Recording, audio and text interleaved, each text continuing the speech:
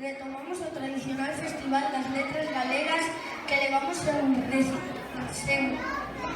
sen realizalo desde o ano 2019. Facémolo con moita ilusión e a ledicia de recibir as nosas familias. Este ano o homenaxeado é Francisco Fernández de Priego, do que xa podemos dar algúns datiños, non? Por exemplo, naceu o 7 de xaneiro de 1913 en Lorenzá, Lugo, e finou o 26 de novembro de 2010, aos 97 anos. Pero falece nosa cidade, concretamente Vigo, ainda que está soterrada aquí na nosa zona, en San Pedro da Ramallosa. Imos comezar así coa primeira actuación do Festival das Letras Galegas da Man de Educación Infantil. Vannos deliciar coa canción Glu Glu Glu de Mamá Cabra. ¡Un forte aplauso!